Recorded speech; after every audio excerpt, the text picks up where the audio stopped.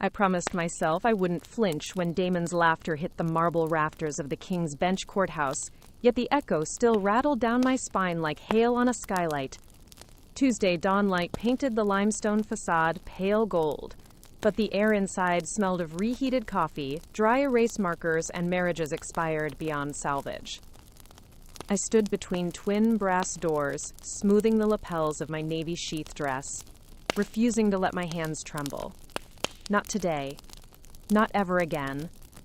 My name is Callista Hawthorne, Callie to friends who remember 3 a.m. study sessions and thrift store lattes, and this morning was supposed to be the quiet epilogue to a marriage that had already bled out.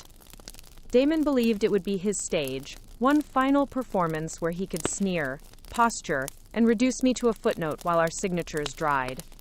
He had spent months curating that illusion. He arrived in a tailored charcoal suit, cufflinks brighter than his intentions, arm in arm with a solicitor from Armitage and Rowe, so glossy she reflected the chandelier light like frost on crystal. Her name, stamped on embossed business cards, was Harper Regina Morrow, junior partner, Family Law Division. Damon hired her because her win record came with headlines, and because he thought her polished vowels would puncture my composure. He never learned that pity is sharper than any cross-examination. I heard him laugh before I saw him. The sound carried through the vestibule, a low theatrical chuckle meant for spectators. It was familiar, once charming, even in the first years when we were just Damon and Callie sharing second-hand furniture and return-to-college dreams. Back then, he loved that I could recite case law faster than Netflix dialogue. He said my mind was dangerous in the most delicious way. Then our lives diverged. His marketing startup soared and collapsed in 2 rapid stock option cycles, and my pursuit of a Juris Doctor stalled under mortgages, hospital bills, and his expensive habit of chasing acclaim. The day he called me a hobbyist, Callie, your side projects and student journals aren't real law, I felt the tectonic plates of us shear apart. Today he looked past me as though I were an intern carrying files. Harper's stilettos clicked a syncopated beat across terrazzo tile. Damon leaned closer to her, whispering something that drew a soft conspiratorial laugh, then pivoted back toward me. His eyes tracked my simple leather folio and thrifted watch. The message was deliberate. You are outclassed. I only smiled. Damon knew facts about me. He no longer understood truths. Inside courtroom 14, oak benches groaned under the weight of strangers' heartbreak. A bailiff with silver hair kept time by tapping a capped pen on his clipboard. Judge Langford presided, stern, economical, rumored to play cello on weekends. I had prepared for his cadence, memorized his prior rulings on equitable distribution, even highlighted the footnotes where he waxed philosophical about justice versus fairness. Damon, true to form, had skimmed nothing but his Twitter mentions. Harper opened with a flourish, presenting Damon as the visionary breadwinner whose estranged wife lacked ambition sufficient to maintain his lifestyle. She wielded spreadsheets like sabers, citing the rise and fall of his company as proof that risk could be heroic, so long as one spouse remained solvent. I focused on my breathing, counted heartbeats, refused to interrupt. The judge's eyebrow arched at her more theatrical metaphors. He built castles and markets no one else could see, but he allowed her monologue. When my turn came, I rose on legs steady as steel pilings. Your Honor, I began, voice level, marriage is a venture with joint liabilities. The petitioner's debt is not a badge of courage. It is a shared wound that both parties must stitch. My words were measured, but underneath lay a tremor of controlled fury. I produced itemized bank statements Damon had hoped remained buried. Accounts he opened under shell LLCs to funnel personal spending through the bankrupt company. Harper's smile faltered when she saw the judge annotate vigorously. Damon flashed a brittle grin, whispered across the table, "You always did love paperwork." I continued. I cited case law on fiduciary duty between spouses, quoted Justice Hughes on the sacred trust of marital finances, and then, softly, almost kindly, reminded the court of Damon's text messages, where he referred to me as his permanent interest-free bailout. Each point felt like sliding another pebble onto a scale already tipping. Recess fell like a guillotine. As we filed into the hall, Damon seized the moment. Cameras from a local tabloid had arrived, drawn by the presence of Harper Morrow. Damon draped an arm around her shoulders, turning to the lens. "Tough day," he said, affecting a rueful chuckle. "But we'll educate her.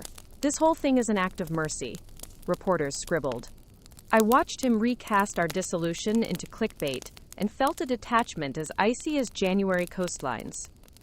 "You're enjoying this," I murmured when he stepped near enough. He shrugged, eyes glittering with performative sorrow. "It's just business, Callie. You play house, I play markets. Don't worry, Harper will be gentle."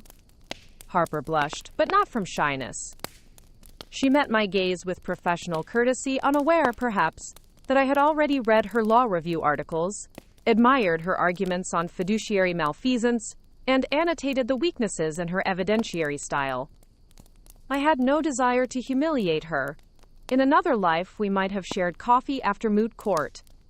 My quarrel was with the man who weaponized her prowess as a mirror he could hide behind. I left the courthouse alone. The autumn wind off the Thames tasted of iron and walnuts, the way childhood swing chains smell after rain. My phone buzzed, a calendar reminder set months earlier. Deadline: submit partner track application. I dismissed it with a swipe. That dream felt anemic beside the current crisis. Yet as I walked across Westminster Bridge, another notification illuminated my screen. Opportunity, H. Morrow. Heart-stopping, I tapped. The email was from Armitage & Rowe's managing partner, Dorian Blake. He referenced an emergency board meeting tomorrow, requested a confidential discussion tonight, and attached a non-disclosure agreement. There was no mention of Damon, only that an internal situation required expertise in forensic accounting and domestic asset concealment, my thesis specialty before I deferred graduation. My pulse drummed. Damon's lawyer's own firm was reaching for me. Thunder rumbled over the river, though the forecast promised clear skies. In a taxi, I reread the NDA, noting its severity, a hint that the firm's foundations were cracking. I hesitated. Aligning with them might complicate the proceedings, yet the invitation was a door he never expected me to open. I could walk through, not as the jilted spouse, but as an architect of strategy. I signed electronically. Evening eclipsed the city. I changed into a charcoal blazer and tied my hair into a practiced knot, the one that kept flyaways from court exhibits. Armitage & Rowe occupied the top 10 floors of a riverside glass tower, its lobby sculpted from Italian travertine and a chandelier shaped like breaking waves. Security escorted me to a conference room that smelled of cedar and ozone from recycled air. Dorian Blake greeted me. A silver-templed man with pianist's fingers and eyes the color of extinguished cigarettes. He clasped my hand firmly and gestured to a seat beside a wall-sized window overlooking twilight rooftops. "Ms. Hawthorne," he began, "thank you for coming on such short notice. Harper speaks highly of your analytical acumen." I offered a neutral nod, ignoring the seismic shift beneath that sentence. "How can I assist?" He slid a file across the table. Inside, ledgers, affidavits, and an internal memo referencing potential partner misconduct tied to offshore accounts. Numbers alarmingly close to Damon's Phantom LLCs. He tapped the memo. "We believe someone is funneling client funds. You wrote a dissertation proposal on precisely this structure. We'd like you to consult." The irony rang like cathedral bells.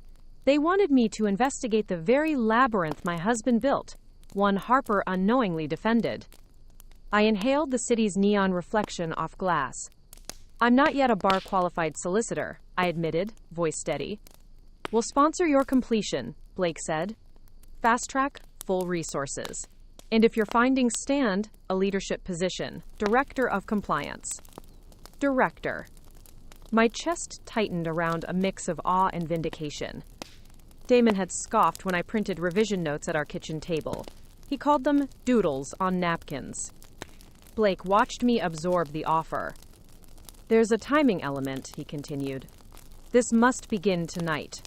We anticipate leverage against opposing counsel in several active cases. One involves..." He scanned the file, Caldwell versus Hawthorne. There it was, my name in stark serif. The room hushed.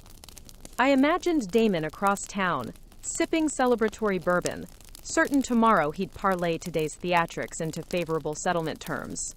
He had no inkling the fortress he hired was unveiling trapdoors under his feet. I closed the folder. I'll need full autonomy, no interference. Granted. Blake's agreement came without pause. And discretionary authority over personnel. Was he truly handing me Harper's leash? The notion frightened and thrilled me. My goal was not revenge at any cost. I desired equilibrium. Still, power misused by Damon might be tempered if placed in more conscientious hands. Mine. Blake extended his hand. The handshake felt like clasping a live wire. Dangerous. Illuminating.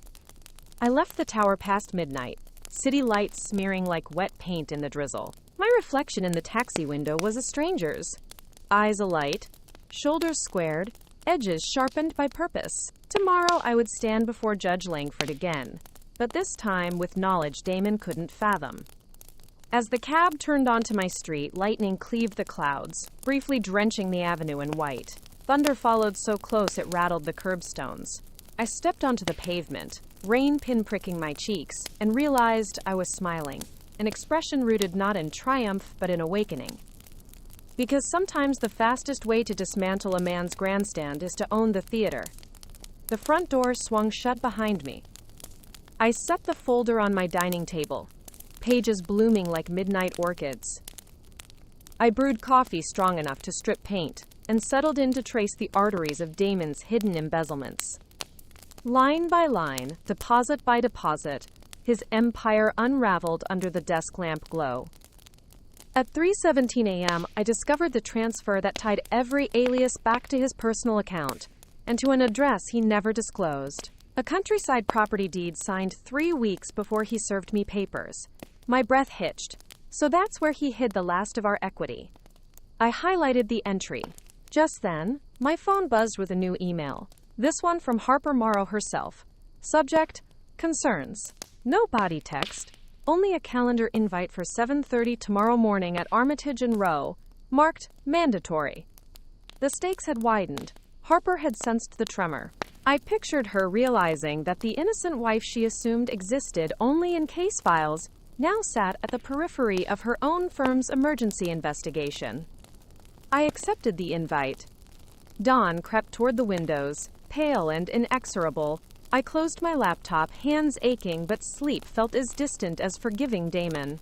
Instead, I rehearsed the coming conversation, the questions Harper might ask, the truths I would withhold until leverage peaked. When birds finally chorused outside, I changed into a slate gray suit, the color of storms at sea, ready to navigate waters Damon thought too deep for me. And as I locked my door, briefcase clasp snapping shut, one certainty cracked through the nervous haze. By sunset, my husband would learn that mocking a woman's ambition can be costlier than any divorce settlement. Before we jump back in, tell us where you're from. If this story moves you, please subscribe. Tomorrow I have a special story for you. Quote, morning arrived on a smear of rose-gray sky, and I felt every grain of sleepless dawn settle behind my eyes. The steam from my coffee danced against the kitchen window, while I rehearsed answers to questions Harper might unload. I could almost smell the mahogany of the boardroom already, a place where reputations rose and crumbled faster than footprints on a tide-washed beach. I locked the apartment, lifted my briefcase, and let the lift glide me to the lobby where newspaper headlines about inflation and celebrity breakups blurred into a single meaningless stripe of ink. Outside, a chill September wind rolled off the Thames, threading through London traffic like cold fingers hunting loose change. I breathed it in, clearing cobwebs spun by an all-night audit of Damon's secret ledgers. The taxi driver eyed me through the mirror. "Early start for the city, ma'am?" he asked, accent carved from East End cobblestones. "Earlier than I'd like," I answered, then drifted into silence, while neon pharmacy signs and cyclists zipped past. My phone buzzed with a reminder to appear in courtroom 14 at 10:15. First, however, came Armitage and Row, Harper's Citadel, and, if I guessed correctly, a powder keg balanced on a single match. At 7:22 a.m., I stepped into their marble lobby. The receptionist, immaculate in dove gray, recognized me at once. Ms. Hawthorne, Conference Suite 18. Ms. Morrow is waiting. The way she pronounced waiting suggested tension coiled like watch springs. The lift ascended through swaths of dawn-lit glass. Each ding marked a floor where polished solicitors prepared to defend hedge fund titans and aristocratic divorcees. By the time doors parted, my pulse had steadied to a metronome's calm. Suite 18 overlooked the river like a warship bridge. Inside, Harper stood rigid at the head of a walnut table, tablet in hand, jaw set hard enough to chip enamel. She wore navy again, Damon's preferred color on women, because it reminded him of expensive yachts. On her, it looked like armor. "You accepted Blake's NDA," she said before I'd closed the door. I set my briefcase down slowly. "I did. He requested my expertise." Her nostrils flared. "You realize that places you in direct conflict with your own proceedings." I met her stare, seeing not malice but panic. "Only if we allow it. Tell me why you really called this meeting, Harper." Quote. She hesitated, and for a heartbeat, the consummate litigator looked almost young, the confident angles of her expression softening around the eyes. "Because something is wrong," she admitted, voice hushed. "Partner funds missing, escrow anomalies, compliance red flags. And the epicenter appears to be Damon." I moved to the window, tracing barges drifting beneath Westminster Bridge. "Then we have a shared interest, proving where the money went." Harper exhaled. "Blake wants a public scalp. I want truth before reputations burn.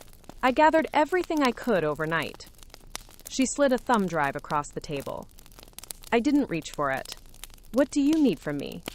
"To verify whether my client manipulated our internal systems.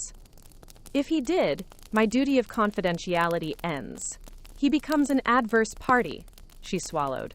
"But if this explodes, I'm finished here." "There are worse endings," I said quietly, "like realizing you built your career on someone else's deceit." Harper's shoulders sagged a fraction. "Can we work together?" I considered the irony. The woman Damon hired to dismantle me now seeking my help. I extended a hand. "On full transparency, yes." We shook, two adversaries forging an uneasy pact. The board meeting began at 8 sharp. 12 partners sat in a crescent of ergonomic leather, their expressions a blend of indignation and fear, masked beneath British civility. Blake presided, gray eyes scanning line items projected on a frosted glass screen, phantom invoices, escrow transfers to shell consultancies, retention bonuses authorized without quorum. "Ms. Hawthorne has isolated transactional fingerprints consistent with domestic asset concealment," Blake announced. Several heads turned my way with recognition. They'd seen my name on opposing counsel dockets as Damon's wife. Now I was the surgeon prepping to excise rot. I outlined findings in calm prosecutorial cadence, dates, amounts, IP addresses, tracing logins back to Damon's penthouse Wi-Fi, even device IDs matching his iPad Pro. Whispered disbelief fluttered across the room. Harper watched, face unreadable, but cheeks faintly flushed.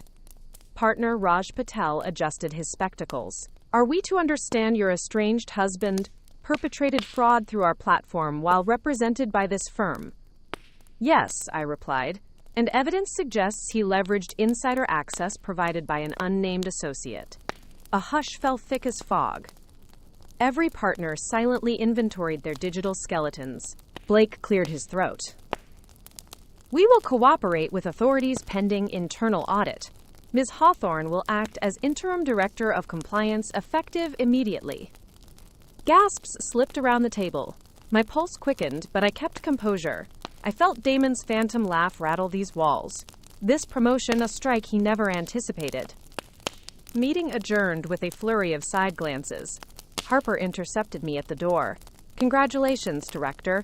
Does this change our alliance?" "It cements it," I said. "You'll provide case files. I'll trace every dollar. When we confront Damon, it'll be with irrefutable proof." She nodded, though uncertainty still pooled behind her eyes. Asterisk. Court reconvened at 10:15. I entered courtroom 14. trailing the tremor of my new title. Like a fresh scent, Damon lounged at the respondent's table, polishing phone screen with his tie blade, unaware of tectonic shifts mere hours old. Harper arrived moments later, lips set, documents clasped to chest. She avoided his gaze, taking a seat beside him with professional detachment he mistook for fatigue. Judge Langford strode in, and proceedings resumed. Damon's bravado returned in full plumage. When Harper did not echo his objections with prior zeal, he frowned but pressed on, questioning my valuation of shared property. I counter-argued with crisp citations, each answer sliding home like a lock bolt. Over lunch recess, Damon cornered me in the corridor between vending machines humming stale air. "Enjoying your little crusade?" he hissed. "Immensely," I said, taking a sip from a paper cup of bitter coffee. He smirked. "You'll crawl back when fees drain your account. I always win in the end, Callie." I leaned closer. "Check your email." Confusion flickered across his face. I walked away without waiting for the color to drain from his cheeks.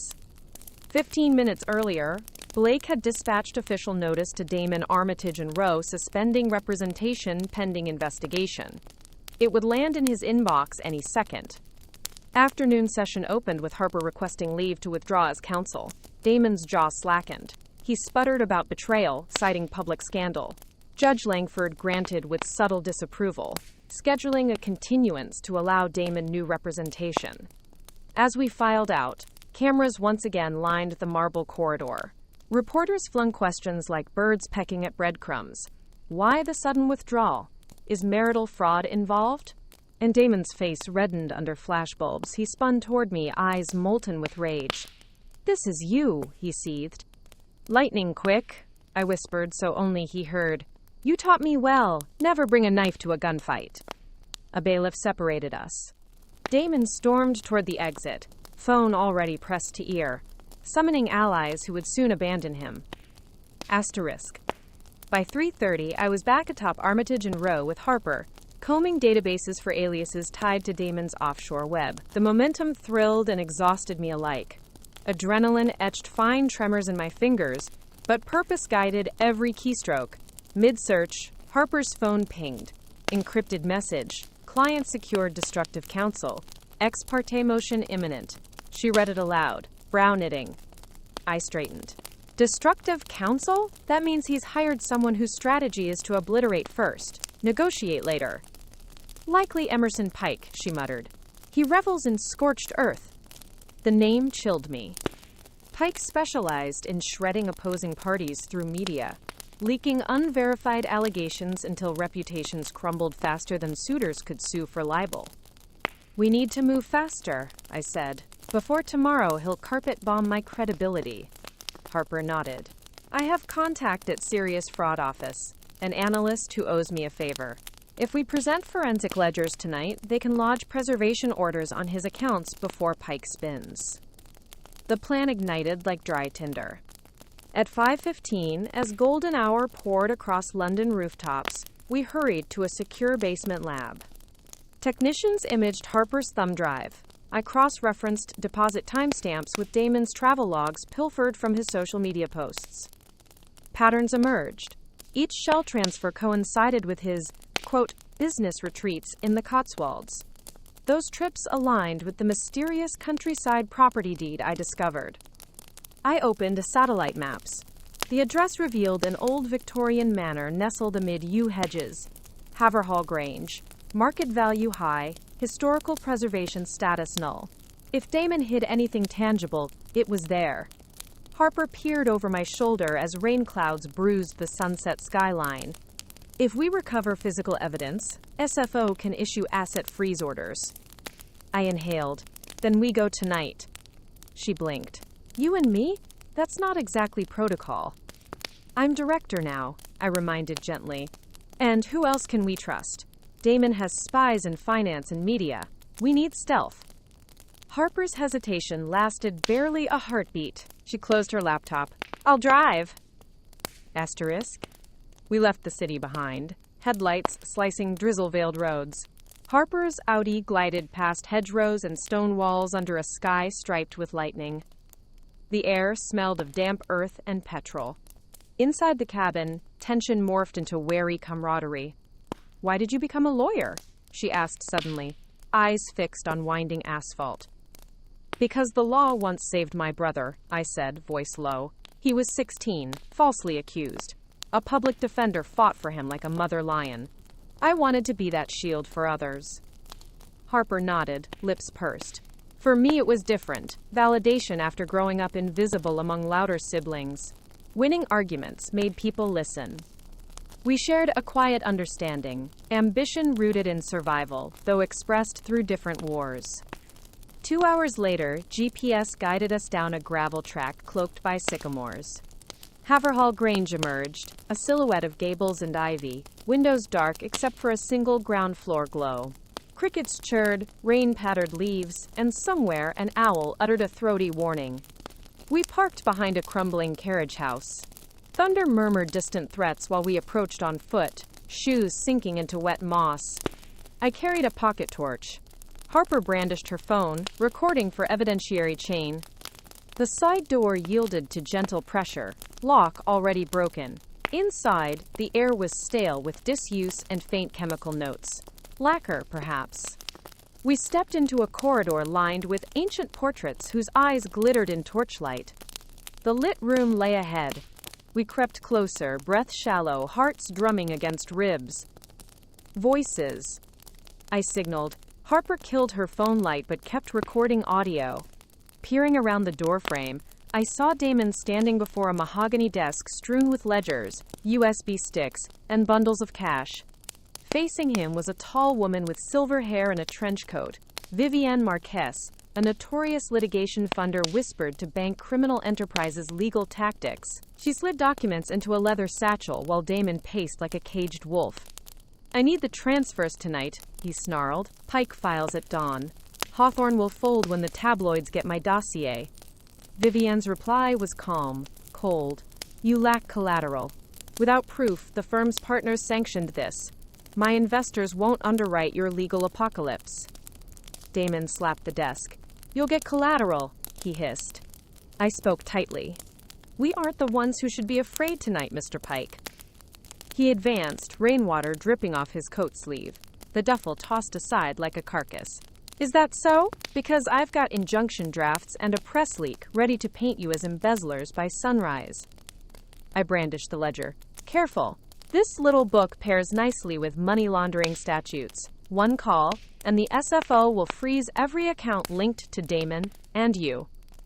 Pike's grin faltered. Thunder growled overhead. From the shadows behind him, a hulking shape moved. One of his men. Too big to fight in a corridor. Harper's eyes flicked to a side hallway branching into darkness.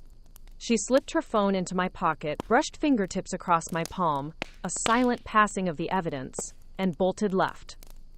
The goon lunged after her. Pike cursed and followed, leaving the entrance momentarily clear. I sprinted into the storm, ledger clutched tight. Gravel sprayed beneath my heels as I dove behind the Audi, fumbling for keys Harper left in ignition. The engine roared awake just as Pike stepped onto the porch, gunmetal flash in his hand. Headlights speared him in stark white. He flinched. I slammed the accelerator. Tires shrieked through mud, pebble spray pinging fenders. Pike fired. A deafening pop, glass spiderwebbed near my cheek, shards slicing the air. I tore down the drive, breath ragged, heart-battering ribs. Behind me, lightning illuminated Haverhall Grange, where Harper was still inside with armed men. I gripped the wheel, voice cracking into the empty car. "Hold on, Harper." Dashboard clock glowed 11:47 p.m. Rain hammered the windscreen, wipers thrashing. The ledger weighed on the passenger seat, a ticking confession. My phone buzzed. An unknown number popped up. Fighting panic, I tapped speaker. Harper's voice, breathless, whispered, "They have me." Static crackled. "They're taking me to the Sphinx statue. Callista, don't come. Get the SFO." The line cut. Cold fear sluiced through me, sharper than the night air gusting through the shattered window. I had the evidence. But Harper was bait in Damon's midnight trade. I punched hazard lights, skidded onto the shoulder, and stared into black woods whipping past. Choi slashed at me. deliver proof to SFO now, and save countless futures, or turn back into the maw of Damon's conspiracy to rescue the woman who'd become, against all odds, my ally. The car idled, taillights glowing like dying embers on wet gravel. Thunder rumbled, a judge's gavel in the heavens. Somewhere ahead, the Sphinx statue waited with its stone riddle, and Harper's life likely hung in balance.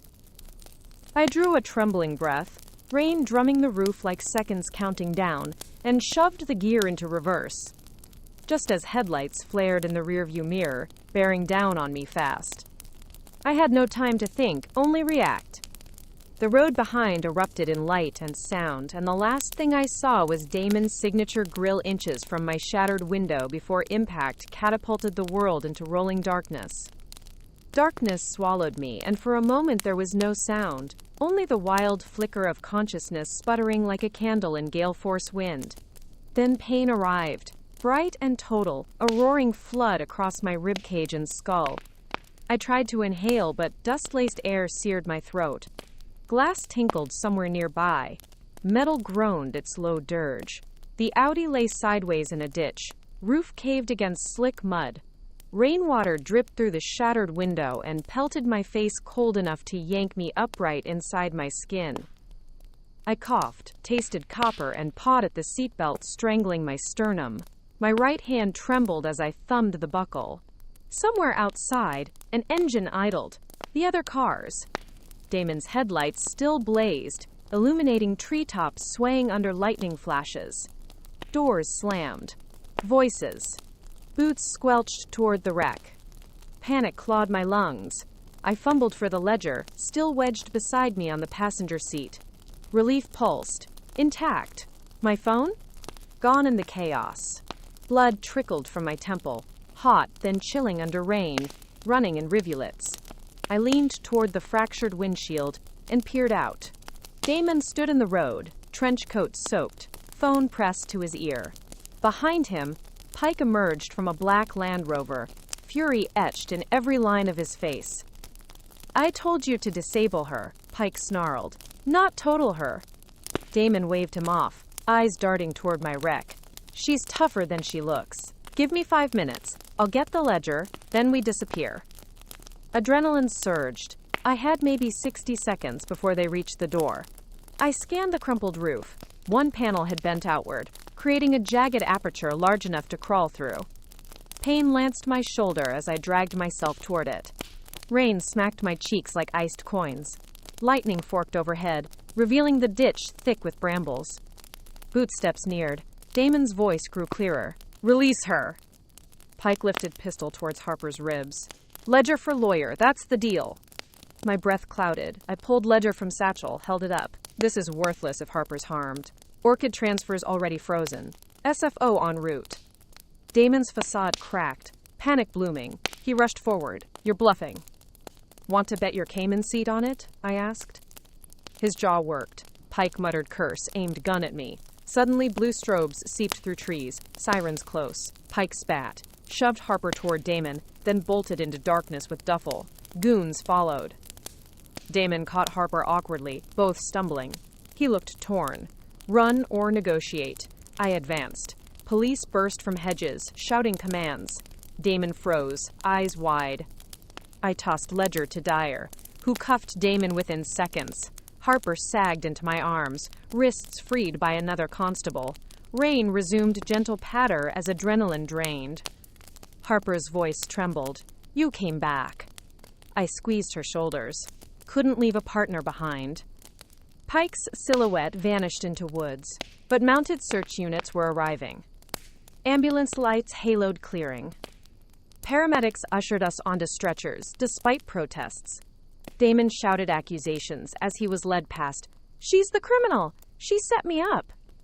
No one listened. Inside ambulance warmth, Harper's hand found mine. "Evidence secure." "Safe," I murmured, eyelids heavy. Painkillers blurred edges. Sirens wailed, carrying us toward city lights. Asterisk? I awoke in St. Bartholomew's A&E, fluorescent hum overhead, shoulder bandaged, ribs taped. Harper sat beside bed, bruises at throat, but eyes bright behind borrowed glasses. Morning, she whispered. Clock read 6:18. Dawn pinked windows. She handed me phone. New. Courtesy firm's tech. SFO confirmed freezes. Damon's bail denied. Pike still at large, but alerts out. Relief and exhaustion ward. Press. Contained for now. Blake's drafting statement crediting anonymous whistleblower. She smirked. Anonymous until you're ready. I sighed. Need to testify first, then choose exposure. Doctor examined me, ordered overnight stay. Harper dozed in chair, chin on chest. In quiet hours, I replayed Crash, the statue, Damon's disbelief. Grief pricked unexpectedly. The man I once loved now caged by his own hubris. I allowed a tear, then let it fall away like shed skin. By afternoon, remote deposition with SFO, I laid out chronology. Agents praised thoroughness. They'd raid Damon's city penthouse tonight. Evening brought Blake, refined suit smelling of bergamot. He clasped my uninjured hand. The board voted unanimously, Director of Compliance permanent. And equity partner track accelerated. My throat tightened. Thank you. He smiled. Armitage and Rowe protects those who protect the firm. He left sealed envelope. Contract draft. Harper woke as he departed. Told you they'd see your worth. I chuckled, winced at rib. Worth, measured in bruises, apparently. She grew serious. Pike won't stay hidden. He'll strike again, maybe through media leaks. I nodded. Which is why we get ahead. Tomorrow we hold press conference. Full transparency, our narrative. Harper raised brow. You'll expose Damon publicly? Not gloat. Illuminate. I stared at IV bag. People need cautionary tales. Night deepened. Harper left to brief communications team. I drifted into shallow sleep. Dreams of Sphinx stone cracking open to reveal golden scales of justice. But at 3:02 a.m., nurse woke me, pale. Visitor for you insisted. I frowned. Visiting hours closed. Who? He said he's family. My gut clenched. Damon couldn't be free. Pike? I swung legs off bed despite protest. Nurse guided me to quiet consultation room. Inside stood Vivienne Marquez. Trench coat impeccable, silver hair gleaming under soft lamp. She smiled, predatory. Ms. Hawthorne, congratulations on your coup. I steadied stance. How did you get past security? She tapped ID badge. Hospital Foundation donor. I fund half their oncology wing. Doors open. What do you want? A proposal. She laid slim folder on table. Pike is reckless. Damon amateur. I invest in strategists. You uncovered Orchid with limited resources. Imagine what you could accomplish with $500 million in litigation assets. My pulse stuttered. You're offering me? Control of compliance division in my consortium. Global reach, unlimited budget, board seat. Her voice silky. You choose targets. Shape markets? I swallowed. And the price? Walk away from Armitage and Rowe. Let Damon's case settle quietly. Discredit the SFO trail. In return, financial freedom beyond dreams. Silence throbbed like a wound. The ledger's weight felt heavier than ever in memory. Vivienne's gaze was serpentine, hypnotic. I turned against corruption, not toward it, I said finally. Her smile widened. Idealism. How quaint. You'll reconsider when you see tomorrow's headlines. She slid tablet showing pre-written exposé. Asterisk, compliance director's vendetta. Using firm resources to destroy ex-husband. Asterisk, asterisk. Byline Emerson Pike. Ice crawled spine. Defamation. Truth is pliable, Vivienne purred. Accept my offer, and Pike's story dies. Refuse, and your reputation burns slower than paper snow. She tapped folder. Think fast. Media embargo lifts at dawn. She turned to leave. At door, she added, we could change the world together, Callista, if you dare pick power over principle. She vanished into corridors before security arrived. I sank into chair, mind racing. I could fight Pike's smear, but the storm would delay justice, cost credibility, and perhaps Parker's partnership. Or I could bargain with Vivienne, compromising ideals for secure dominion. Phone buzzed. Message from unknown number. Choose wisely. Clock's ticking. Attached. Countdown timer. 4 hours, 57 minutes, and 12 seconds. I stared at it, dawn's first glow seeping through blinds, knowing the next move would redefine everything: career, integrity, even the fate of Damon's victims. And as the timer ticked below 5 hours, I realized the real battle had only just begun. Darkness detonated into searing white the instant my skull slammed the side window. For a breathless fragment of eternity, I felt weightless in a cyclone of glass, grit, and rain. Then gravity reclaimed me, wrenching my ribs against the seatbelt as the cruiser spun a full revolution across the slick lane. Metal shrieked, tires exploded, and somewhere a siren wailed in warped slow motion like a terrified cello. When the spinning stopped, silence rushed in so hard my ears rang. Steam hissed from the crumpled bonnet. Shattered safety glass glittered across my lap like winter stars. The impact cage had bowed but held. Alive. Hurt, but alive. I tasted iron, blood, from a fresh cut along my cheekbone. Instinct demanded movement before the next strike. I clawed at the belt release. Nothing. The mechanism had jammed under torsion. Fighting panic, I groped the floor until my fingers brushed the constable's discarded baton. One angled jab cracked the plastic latch. The belt snapped free. I tumbled sideways, boots landing in the shards. Airbags hung deflated like spent lungs. Outside, footsteps splashed through puddles. 2 sets. Deliberate. Damon's furious cadence and a heavier lumber that could only belong to one of Pike's enforcers. Their flashlight beams knifed rain, probing for life inside the twisted wreck. "Make sure she's dead," Damon hissed. "I'm done with her miracles." "Shouldn't we grab the ledger first?" the other voice rumbled. "You'll find it under her corpse," Damon spat. Cold rage simmered, slicing through pain. I scanned the cockpit. The ledger, my satchel, lay wedged beneath the collapsed dashboard, inches from the passenger footwell. Smoke swirled around the torn fabric. If they reached me before I moved, proof and future vanished. Adrenaline overrode agony. I shoved the driver door with both hands. Hinges groaned but budged an inch. Another shove. The door screeched open enough to crawl through. I dropped onto wet tarmac, knees jolting. A flashlight beam swept the interior behind me. "She's out!"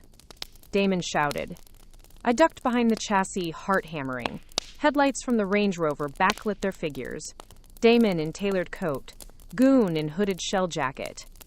The constable's cruiser lights still flashed, painting them in dizzying red-blue strobe. Rain hammered, muting distant sirens. Backup was coming, but not yet. A ditch gaped beyond the verge. I bolted, mud-sucking boots as I slid down the embankment into tall bracken. Branches lashed my face. The ledger bounced painfully against ribs where it hung by its strap.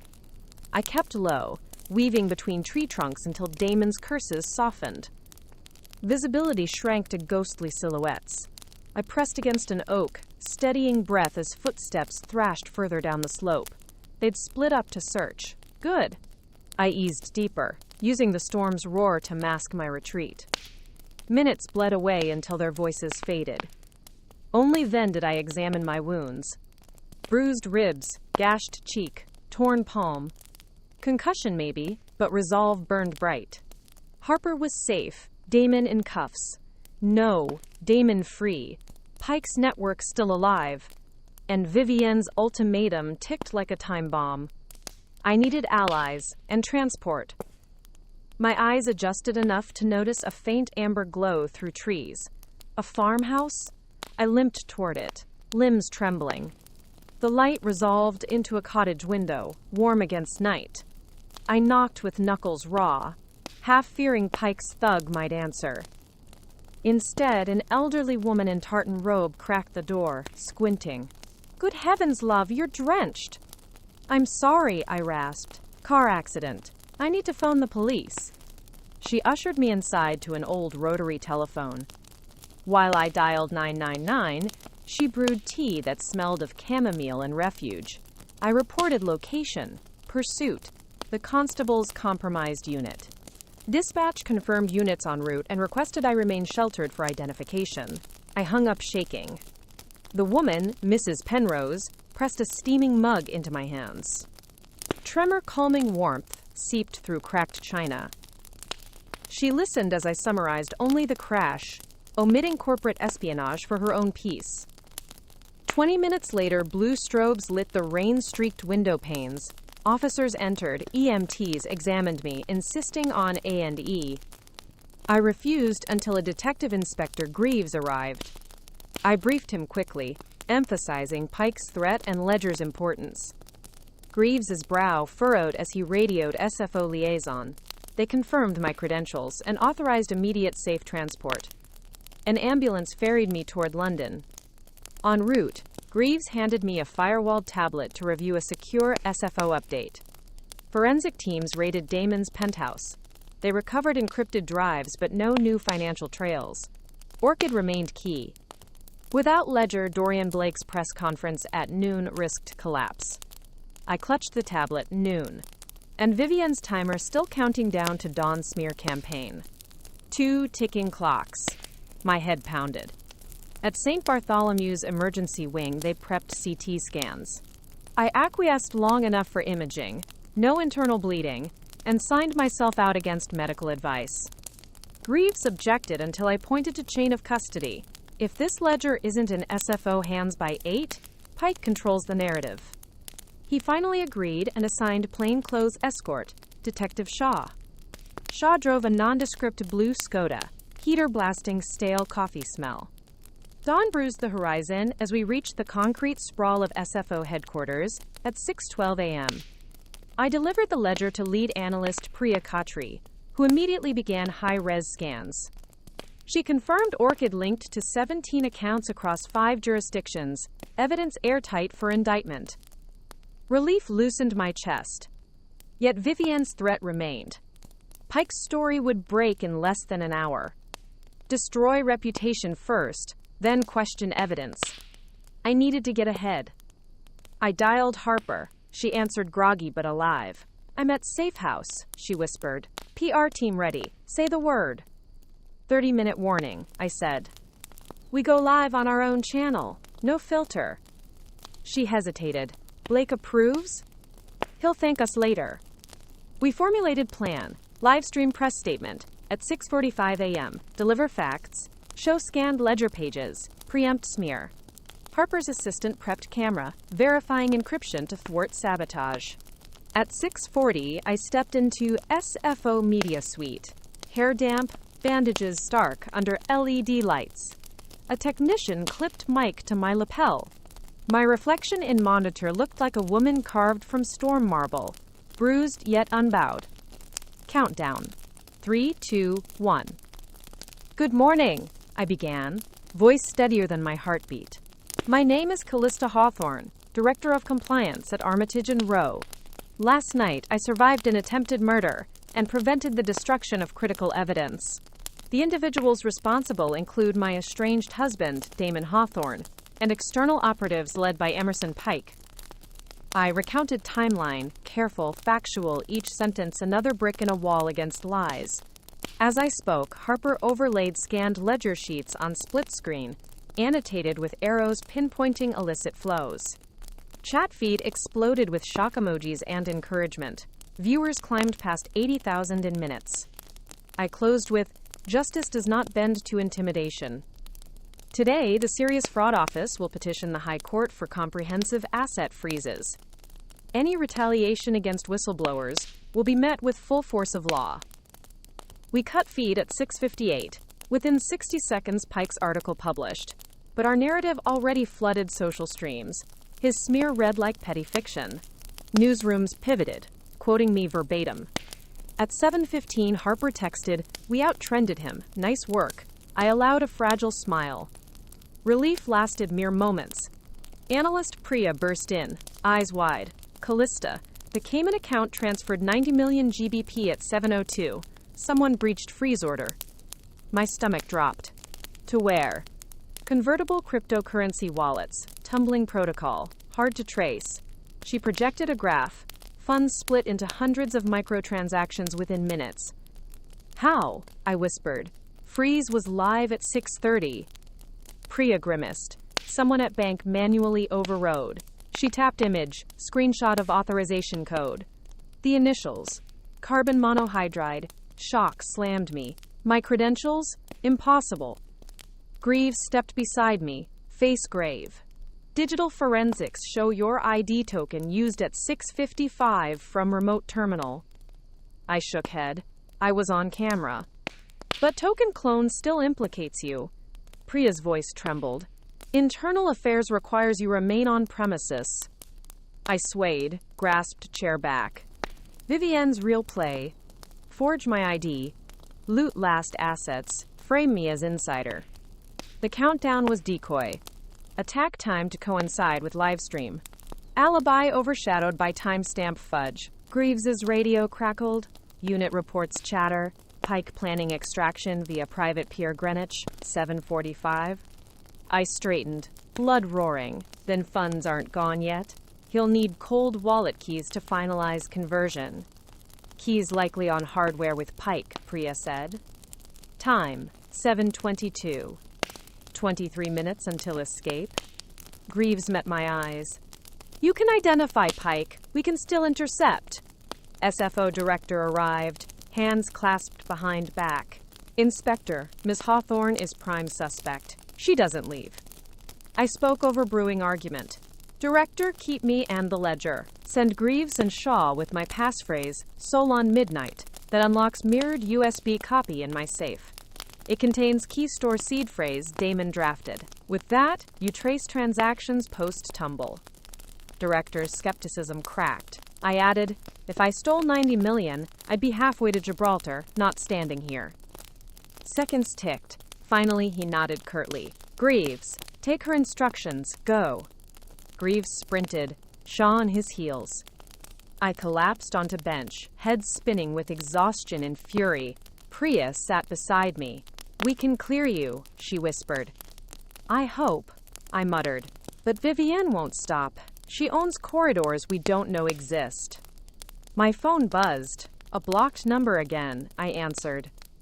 Vivienne's smooth timbre glided through speaker. You have fight, Callista. I admire that, but you are outmatched. Stealing with forged credentials? Hardly genius. She chuckled. A demonstration. Sign my agreement in the next 30 minutes, and I return the funds. Refuse, and every major outlet receives evidence of your embezzlement, plus collateral damage. My breath caught. What damage? Your brother Nathan teaches at Manchester West Sixth Form, yes? Lovely campus. Shame if an anonymous leak alleged inappropriate exam tampering. Ice-flooded veins. Leave him out. Your choice. Line clicked dead. I stared at Priya, throat closing. We needed a countermove, one that neutralized Vivienne's leverage before deadline. Thoughts raced. She thrived on fear, reputational ruin. But she also relied on investor trust. Evidence of violent crimes, kidnapping, would spook them. I rose. We still have Harper's audio of Vivienne soliciting illegal audits. Broadcast it. Priya frowned. Chain of custody shaky. Could backfire. Then we entrap her live, I said. She's too arrogant. She'll call again for answer. Priya's eyes widened. We can trace call, locate her hub. I nodded. And we stream the negotiation publicly. Director balked. Risks high, but we persuaded. A controlled SFO studio, delay buffer, legal disclaimers. At 7:40, I sat before camera again. A banner below read, Urgent update. Negotiation with blackmailer. Viewers spiked past 120K. Line rang at 7:42. We answered on air. Voice altered to isolate frequency. Vivienne, have you decided? I inhaled, met camera. Yes, I'll sign, but only face to face. She paused. Location? Royal Victoria Dock, Pier 12, 30 minutes. Bring the cold wallet and a notary. She chuckled. Bold, fine, click. Priya signaled. Trace successful. Call originated from Canary Wharf penthouse. 15 minutes by river to pier. Greaves's team, already en route to Greenwich, would now converge on Pier 2. SFO, tactical mobilized. But risk soared. Vivienne could suspect trap, pivot. I'd given myself as bait. Director insisted I remain. We would send decoy instead. Yet Vivienne wanted my signature. Biometric unmatched by forgery. I stood. She'll scan fingerprints. If I don't show, she'll burn Nathan. A stalemate. Harper entered studio then, against doctor's orders. Fresh contusions, but fierce fire. Use me, she said. Vivienne doesn't know my prints. Will fit latex over fingers with Callista's pattern. I stared. That tech exists? She grinned. Our e-discovery labs love sci-fi. 10-micron skins. Director skeptical again, Priya argued viability. Finally greenlit, but time scarce. Lab techs sprinted. They laser-printed thin epithelium overlays from my biometric file, adhered them to Harper's digits with medical glue. She practiced signature strokes while I coached microgestures Vivienne would expect. 7:58. Greaves radioed. Pike detained at Greenwich Pier, hardware wallet secured. Shaw injured but stable. 90 million not yet transferred. Final key still with Vivienne. Hope flared. 8:03. Harper, disguised in my trench coat and scarf, boarded an unmarked SFO cruiser toward Royal Victoria Dock. Mini camera and lapels streamed back to ops room where I watched, heart pounding. Director, Priya, tech team clustered around monitors. 8:17. Harper stepped onto Pier 12. Gray water lapped pilings, gulls cried. Vivienne waited beside sleek motor yacht, 2 guards flanking. She eyed Harper approvingly. Punctual, I whispered through earpiece. Steady. Vivienne produced tablet, displayed digital contract. Sign here. Funds return after. Harper pressed finger to pad. My synthetic print captured. Guards relaxed. Harper asked, my brother's innocence? Vivienne waved dismissively. We're not monsters. She handed small titanium wallet. Canvas-coated lights flashed. She turned to board yacht. Director signaled tactical units. Still, something felt off. Too easy. I scanned feed. No heavy weapons, but yacht lines already untied. Harper stalled. What about Pike? Vivienne smirked. Irrelevant now. She stepped onto deck. Out of camera view, a sudden clang. Vivienne's guard collapsed, tranquilizer dart in neck. Another thud. SFO divers surfaced, commandeering stern. Chaos erupted. Vivienne spun, drawing compact pistol. Harper dove behind crate. In ops room, I shouted, take the shot! But feed jostled wildly. Gunfire cracked. Camera blurred, then steadied on Vivienne sprinting down pier, firing behind her. Tactical officers pursued, but she leapt onto smaller speedboat tethered aft, gunned engine before nets could ensnare. She sped toward open Thames, rooster tail of spray arching under morning sun. Director cursed. Waterborne units 2 minutes out. I leaned toward Mike. Harper, status? Her voice came shaky. Unharmed, wallet secure. Relief surged, and dread. Vivienne loose, vengeance potent. Priya processed wallet. Funds intact, reversible. Crypto returned to frozen accounts. Cheers erupted, but I felt hollow. We'd cut one head. Hydra still slithered. At 9:02, Blake called. Voice thunderous with gratitude, yet layered with anxiety. Reporters besieged lobby. Shareholders panicked. He scheduled emergency shareholder address at noon. I must speak. No rest. I showered in locker room sink, changed into spare blouse from supply closet, minimized bandage visibility. At 11:30, Harper and I entered Armitage and Row Auditorium, packed with partners, analysts, media. Blake introduced us as guardians of integrity. Applause felt surreal. I stepped to podium, lights blinding. I spoke of transparency, resilience, collective duty. Mid-speech, a vibration in pocket, text from unknown, impressive stage. Careful not to trip.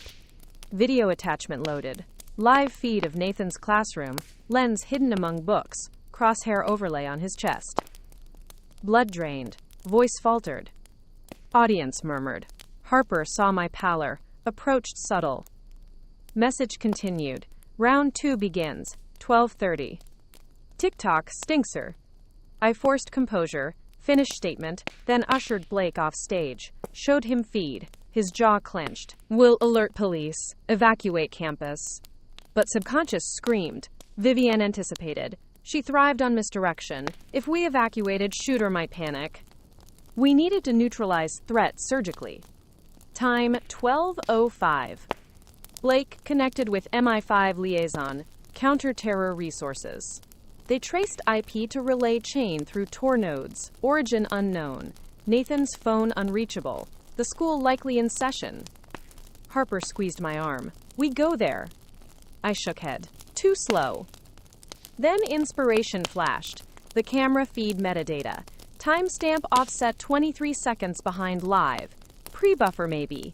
Priya could inject looped footage. Freeze view, bias time. I called her. She began process.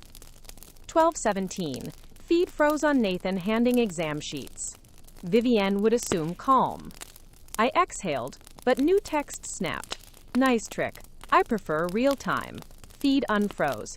Different angle, camera 2. She controlled multiple devices. 12:19. Harper murmured. She's inside the school. Likelihood high. Guards disguised as contractors maybe. We pinged local police, but again, risk of spooking. Instead, I called Nathan's colleague, Ms. Ellis, under pretext of alumni survey. She answered, hushed. I asked about suspicious maintenance crew. She described 2 men installing, quote, fire sensors in computer lab near Nathan's classroom. Bingo.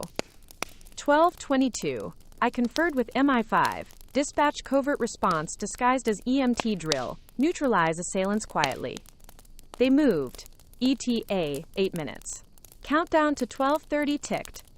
I texted Vivienne. You win. Meet me 1 p.m. to sign retraction. I included fake contract screenshot, hoping to delay. She replied instantly. Proof first. Send video apology now. Stalemate. I typed, uploading within 10 minutes, rendering. 12:26.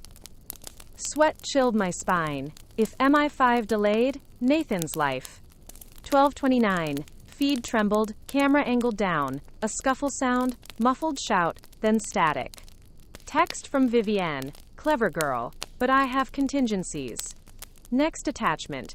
CCTV of Armitage lobby. 2 couriers wheeling crates labeled Legal Archives. A timer overlay 0 hours, 5 minutes, and 0 seconds. Explosive? Gas? My heart pounded. Harper whispered, evacuate building. No time for gentle. Fire alarm smashed red handle. Klaxon blared. Staff poured toward exits. Security intercepted couriers, but men drew tasers, stunned guards. They rolled crates toward elevator.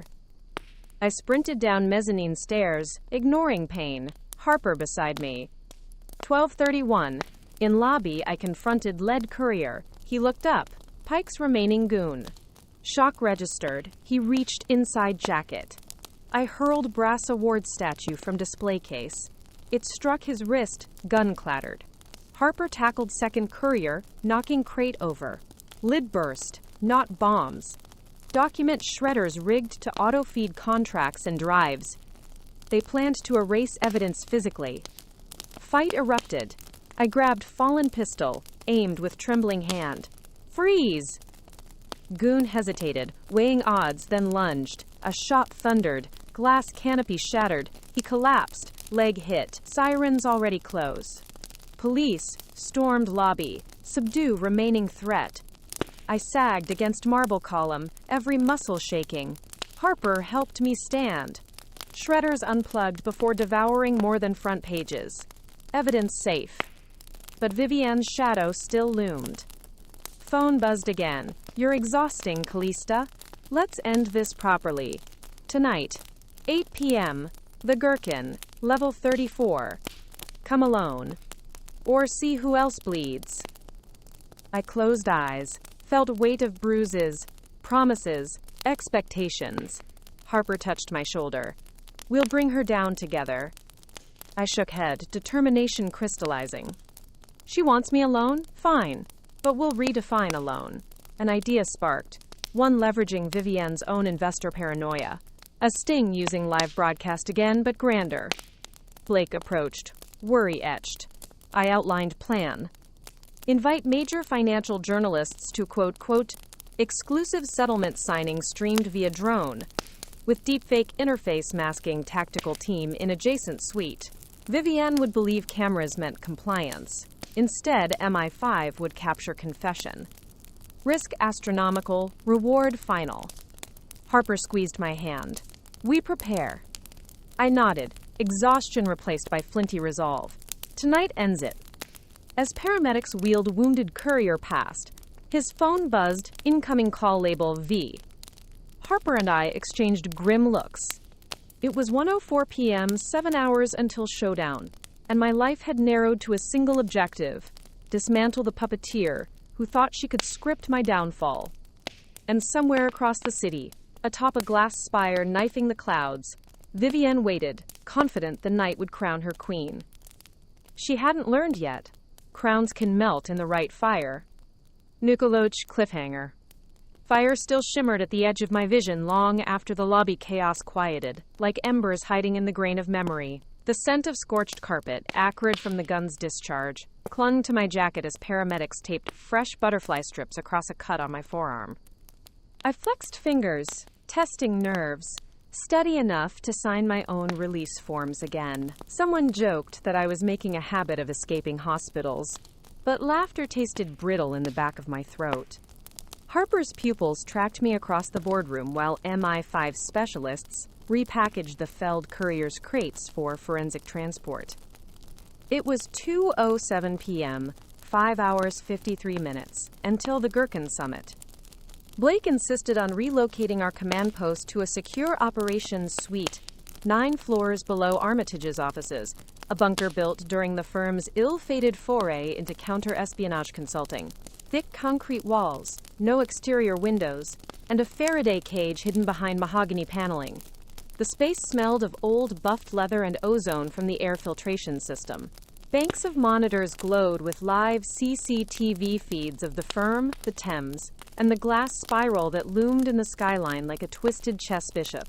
30 Street Mary Axe, colloquially the Gherkin. Harper unrolled a city map, red lines spidering across it to mark Vivienne's possible escape routes. Greaves reported from the school. Nathan was shaken but unhurt. MI5 had seized 2 disguised micro-drones equipped with tranquilizer darts. The assailants had posed as inspectors and fled during evacuation. Footage suggested they'd been remote piloted from a cargo van that vanished into tunnel traffic minutes later. Vivienne's fingerprints were everywhere yet nowhere. Precise, ephemeral. I stood at the center of swirling strategy like the eye of a hurricane, gaze fixed on the digital countdown I'd set on my phone. 90s, 5 hours, 45 minutes and 0 seconds. Under it, Vivienne's last text glowed cold. 90s, level 34, come alone. Alone meant cameras could not help me. Alone meant no Harper, no MI5 snipers, no audio relay to the command post. But alone did not forbid subterfuge, and that loophole was our only oxygen. Greaves and Shaw outlined infiltration plans. 2 plainclothes officers would pose as service engineers, positioned 1 floor above the meeting level, ready to descend a maintenance shaft if my tracker, installed in the lining of a pearl earring, showed my vitals spiking. A remote node would hijack the Gherkin's environmental sensors, feeding Vivienne clean data while MI5 swept for explosives. Blake mobilized Armitage's crisis comms team to convene a press pool in the plaza below at 7:45, under the guise of a corporate diversity award ceremony. Journalists would witness any public exit Vivienne attempted. Risk calculus mapped on whiteboards and minds alike, but none of it quelled the trembling that shivered up from my bruised ribs. Each plan hinged on my ability to keep her attention long enough for law to close in. And I hadn't forgotten Vivienne's fondness for redundancy. There would be one more dagger she hadn't yet shown. By 3:30, Harper and I retreated to a converted storage alcove that smelled faintly of peppermint oil and printer toner. She fetched 2 mugs of tea, Earl Grey for me, chamomile for her. We sat on upturned document boxes, letting exhaustion surface. I can impersonate you again, she offered quietly.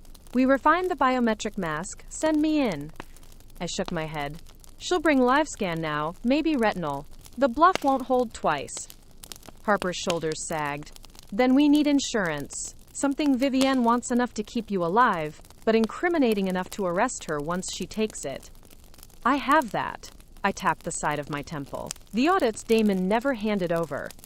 I memorized the first 20 transactions. Nyborg Fund, Sable Trust, Alaric Shipping. They link Vivienne's money to Shell donations in 2 sanctioned states. She tries to kill me, the world hears them. Harper's eyebrows rose. I'd tick her memory? Law school survival skill, I said, half smiling. But we need proof I recorded them before the meeting, so no one claims I invented them after. She nodded slowly, mind racing. A blockchain timestamp. We'll hash a document containing the transactions, publish the hash now. If you die, we release the original. Matches the hash. Incontrovertible. We spent 15 minutes drafting a plain text file. Only the numbers, dates, and routing codes. Harper ran a SHA-256 hash. Copied it to a public blockchain memo transaction that would settle within seconds. The hash identifier scrolled across the monitor. Timestamps BBF4C6B2A75. *** immutable, global. I leaned back, heartbeat easing. Insurance set. Harper's eyes softened. Callista, I'm coming to the lobby at least. She said alone, but nothing prevents me from waiting outside the lift. I reached across the boxes and squeezed her hand. Just promise me you'll hit send on that file if anything goes wrong. She nodded, tearless yet glassy-eyed. We parted without further sentiment. There wasn't room for goodbyes in a war paced by minutes. D-3 hours, 57 minutes, and 0 seconds. I let the firm's tailor mend my suit jacket while medics rewrapped my ribs with a lighter weave that allowed deeper breaths. A makeup artist dabbed concealer over bruises until they faded to faint shadows. They fussed over my hair. I insisted on a simple chignon. No pins that could obscure the earpiece mic disguised as a pearl stud twin to my tracker. Harper returned with a small black case. From Tech Lab, she said. Inside lay a sleek fountain pen, obsidian barrel, platinum filigree. Pressure cartridge inside emits non-lethal capsaicin gas in a 5-foot cloud, enough to blind an assailant for 30 seconds. I smiled grimly. Elegant. I clipped it into my inner pocket. Greaves handed me a thin packet. Disposable SIM, a single pre-programmed number. Text anything to trigger distress beacon if your vitals fail to spike first. I thanked him, though we both knew a text might be impossible. Times T2 hours, 15 minutes, and 0 seconds. Dusk-draped London in a velvet gradient of peach and cobalt. From the armored van's back seat, I watched tower lights flicker on. The Gherkin among them, its glass panes reflecting street lamps like a mosaic of cracked moonlight. Traffic hummed. Pedestrians clutched takeaway coffees, oblivious to the storm lines crossing overhead. We parked beneath the plaza. Underground loading docks echoed with forks shrieking on concrete, deliverymen whistling. Harper, disguised as a courier, trailed 2 paces behind me, pushing a dolly stacked with sealed banker boxes. Our ruse for late document drop. Greaves blended with a separate crew in maintenance coveralls. Security scanned badges. My Armitage ID flagged immediate guest authorization. Vivienne had filed the paperwork herself, apparently. The guard's eyes flicked to my face, to the bruises half-masked. He handed back the badge with a respectful nod. Express lift is yours, Miss Hawthorne. Straight to level 34. Special clearance. The steel doors slid open. Harper offered a final, silent thumbs up as I stepped inside alone. A mirrored wall cast 3 versions of me. Lawyer, survivor, would-be avenger. I inhaled slow, feeling ribs protest, then settle. The lift accelerated with a whisper. Numbers climbed. 12, 18, 26. At 32, the carriage slowed, then rose the last 2 floors at a crawl. Security algorithm, verifying biometric token embedded in my badge. A chime. Doors parted. I stepped into a circular atrium softly lit by pendant bulbs, strung like suspended pearls. Floor-to-ceiling windows curved overhead, revealing bruised twilight sky. The room felt like walking inside a crystal goblet. Beautiful, fragile, lethal if shattered. Vivienne Marquez stood at the far end, silhouetted against a crimson smear of sunset. A low table separated two armchairs upholstered in gray velvet. On the table, a glass decanter of amber liquid, 2 tumblers, and a slim silver briefcase. She turned, smile reptilian. "Right on time, Ms. Hawthorne." I approached with measured steps, shoes clicking on polished stone. "You made the guest list easy to memorize." She chuckled. "Efficiency is everything." She gestured. "Please, sit." I lowered into the chair, conscious of the pearl earring's faint buzz. Mic active. Vivienne poured 2 fingers of bourbon into each tumbler. Single-barrel stag, calms nerves. "I prefer clarity." I left the glass untouched. Her silver head inclined. "Shame," she sipped, eyes never leaving mine. "You know why you're here." "To surrender?" I raised an eyebrow. "To pivot," she folded hands. "I retrieve my funds. You gain freedom from scandal. Everyone wins." I leaned back. "Define freedom." She tapped briefcase. "Your brother's reputation intact. Damon quietly committed to psychiatric facility. No public trial. You retain director seat with generous bonus. And you manage my compliance division offshore, triple your current salary. Cushioned with stolen millions." "Reallocated," she corrected. "Markets favor visionaries, not clerks." I slid the obsidian pen between my fingers, rolling it thoughtfully. "Visionaries burn out too, ask Icarus." Vivienne's lips curved. "Greek mythology, I expected legal precedents." "Icarus is precedent," I said softly, "for people who think wax won't melt." She laughed, a sound like ice cubes cracking. "Then let's keep our wings away from the sun, sign the retraction, log out of SFO servers, and reclaim your life." She produced a digital slate, stylus hovering. My heart rate spiked on cue. Pearl tracker buzzed thrice, command post confirming reading. I accepted the stylus gliding uselessly above digital line while I stalled. "Before I sign," I said, voice calm while pulse thundered, "we toast transparency." I lifted my untouched bourbon. "To truth." Vivienne raised hers, amused. Glasses clinked. I set mine down untouched again. "But first, a story break." She blinked. "A break?" "Yes." I smiled for the cameras I hoped were still listening, though unknown to her. "For everyone watching, this story took us a long time. If you like it, subscribe." Now, back to the story. Vivienne's brow furrowed, confusion flickering. "Is that some attempt at levity?" "Habit." I signed a flourish on the slate, Callista A. Hawthorne. Then pressed finger for print verification. Latex sensor gel inside stylus transferred my biometrics. Recognized. Green tick glowed. "Excellent," she purred. "Now the funds." She opened the briefcase, revealing the titanium hardware wallet and a compact satellite phone. She keyed a passphrase. Wallet display lit with rows of 6-digit codes. "One press and the crypto leaves quarantine for 38 shell funds. Irreversible." I swallowed. "Then you'll return my brother's footage?" She nodded, tapping phone. "Gone," clipboard beeped. Below us, sirens wailed faintly. Streets, or maybe only in my head. Vivienne closed briefcase, locked it, slid key into pocket.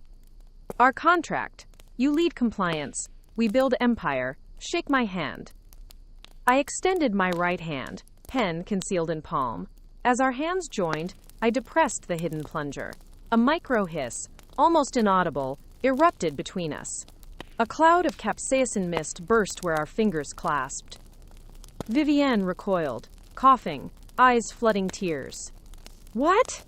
I rolled sideways, holding breath, diving behind my chair as she staggered into table, bourbon shattering. She screamed, clawing at her face. "Greaves now!" I shouted, trusting earpiece. Maintenance hatch slammed open. Greaves swung through on a descender harness, Shaw behind him. Doors to lift burst inward. Harper led tactical agents in riot gray. Vivienne's guards emerged from side hallway. weapons half drawn. Flashbangs cracked, white flash consumed room. Ears rang, screams melded. When light eased, Vivienne lay prone, wrists zip-tied, coughing ragged. Greaves secured the briefcase. Harper rushed to my side.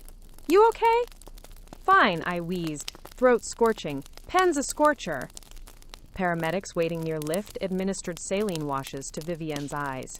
She glared through tears. "You signed. You're mine." I shook head. "You coerced." Contract void by duress. Harper flashed body cam footage. Threats. Blackmail. Vivienne's pupils dilated in realization. Greaves hauled her to feet. "Vivienne Marchese, you are under arrest for conspiracy, blackmail, money laundering, and attempted murder." He read cautions. As he led her toward lift, she twisted to sneer at me. "Chess isn't over, little pawn." I met her gaze, weary but unwavering. Checkmate was 3 moves ago.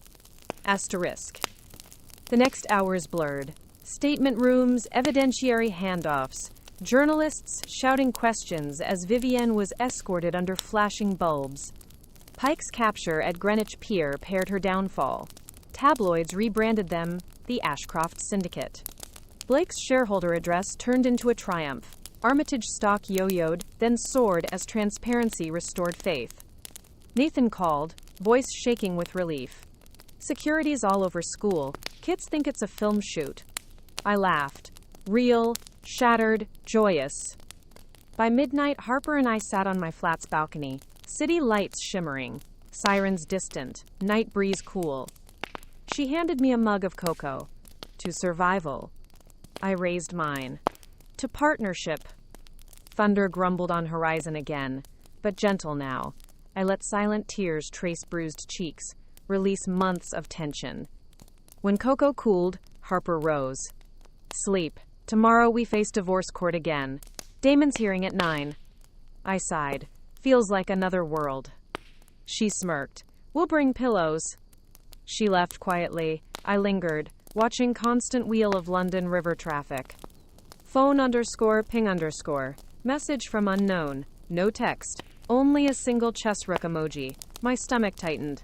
Was Vivienne reaching from cell? Or someone else filling void? I locked screen. Placed phone face down. Tomorrow, one more reckoning awaited. Damon's final gambit before Judge Langford's gavel. And though Vivienne's web lay in tatters, the rook suggested a surviving piece, ready to move. I inhaled the river's cool scent, eyes searching city's glow for threats and promises alike. Some stories refuse quiet endings. The dawn would decide whether freedom could outshine the lingering smoke of all the fires we'd kindled. Knox, cliffhanger. Some stories refuse quiet endings. The dawn would decide whether freedom could outshine the lingering smoke of all the fires we'd kindled. I stared across the river long after Harper's footsteps faded, letting night air numb the tremors in my bruised ribs. Sub-bass traffic hummed beneath the city's hush. The rook emoji glowed on my phone screen like a white-clad specter, its curves elegant yet cold. One last chess piece promising complication. I forced the device off, slipped it beneath a sofa cushion, and stretched battered muscles. The city lights blurred. Exhaustion pressed iron weights on my eyelids. But sleep felt like a luxury I hadn't earned.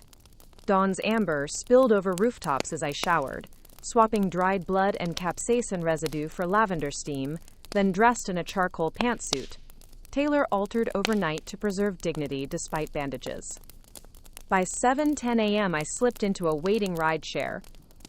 The driver, a middle-aged woman with honey-soft eyes, glanced at my split lip, reflected in rearview mirror, but said nothing. We glided through commuter knots while I reviewed briefs on a tablet.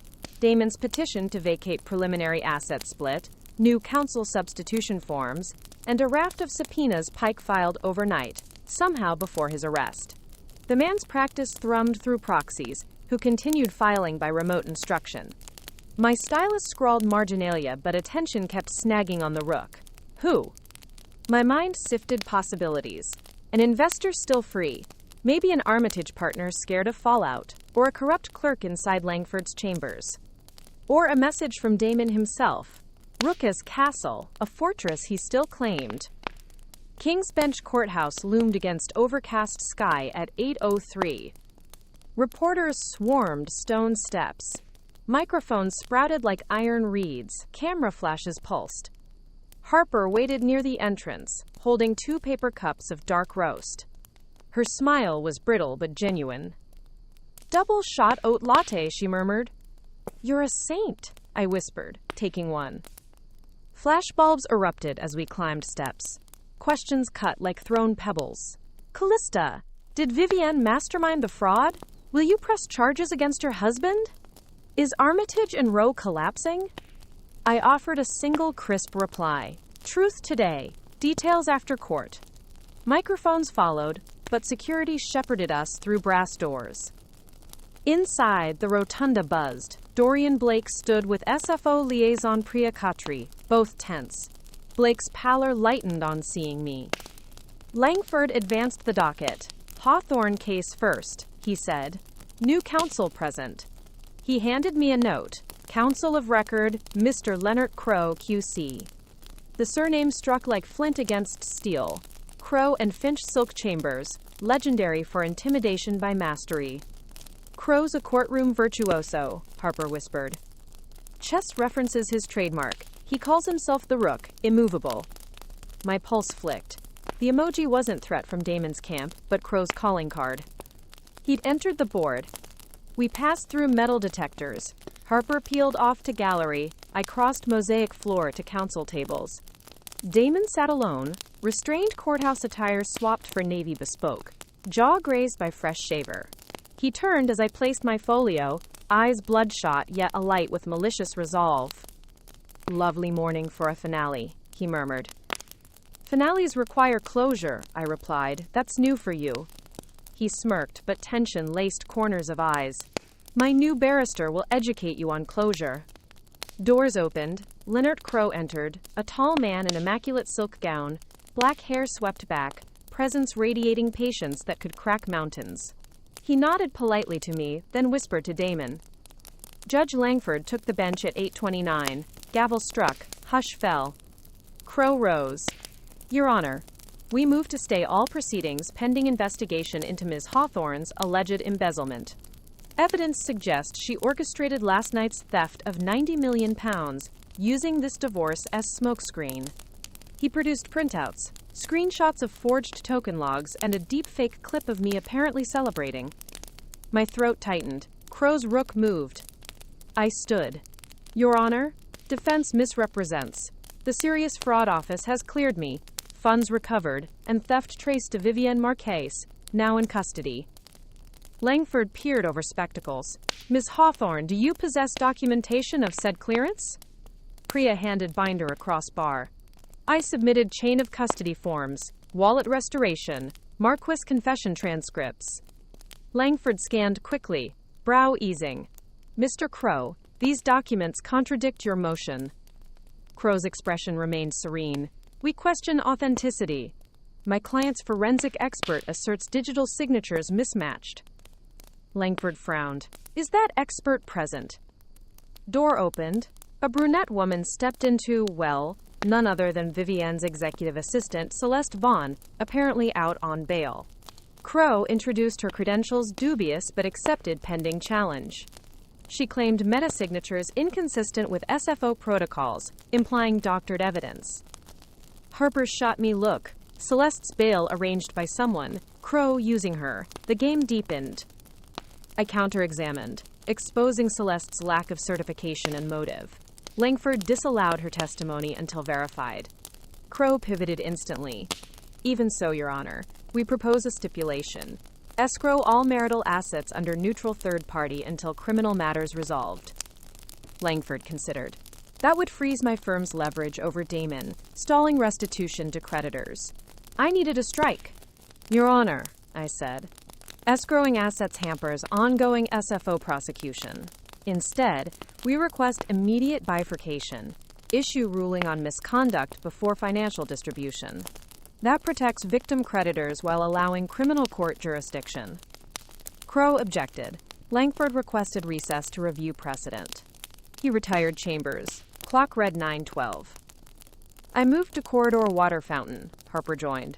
Crow's pace surgical. He'll entangle you into mistrial. I nodded, mind racing. Then memory sparked. Crow previously sanctioned for manufacturing delays using witness tampering disguised as professional courtesy. I'd read about Asterisk Regina versus Mandel. Crow withdrew evidence, then reintroduced new version midday, causing mistrial. I relayed to Harper. She pulled up case on phone, yes, sanction sealed, but rumored. If I could coax him to attempt similar ploy, record would show pattern. Recess ended. Langford denied Crow's escrow motion. Accepted bifurcation hearing set for immediate evidentiary phase. Crow exhaled through nose, first crack. He stood to admit Exhibit 14. USB marked audit logs. I suspected tamper. I rose. Objection. Foundation lacking. Chain of custody? Crow claimed sealed envelope couriered from SFO whistleblower. I requested timestamp. He stalled. Langford compelled answer. Crow faltered. Produced courier stub missing seal ID. Langford's gaze sharpened. I pressed. This resembles technique sanctioned in Mandel proceeding. Gasps from gallery. Crow stiffened. Damon glared at him. Langford ordered sidebar. Admonished Crow. Court resumed. Langford struck Exhibit 14. Chided counsel for potential frivolity. Momentum shifted. Crow pivoted again, now requesting immediate divorce issuance on irreconcilable breakdown, separate from asset trial, to shield Damon from spousal duty to share litigation intel. Clever, but I anticipated. I produced Damon's Shell passport and Cayman ticket. Your Honor, petitioner plans flight. Divorce issuance without asset judgment enables asset flight. Crow attempted object, but Langford silenced him. Court finds petitioner at risk for dissipation. Motion denied. He scheduled asset verdict for 1400 same day. Crow's rook trapped. Court recessed for lunch. Damon stormed out. Crow following, expression controlled. Harper and I regrouped in empty consultation room. Priya joined with update. Celeste violated bail by entering courthouse. Arrest imminent. Excellent. Then, phone buzzed. Unknown ID again. A video feed opened. Harper's younger sister Sophie holding coffee outside Armitage lobby.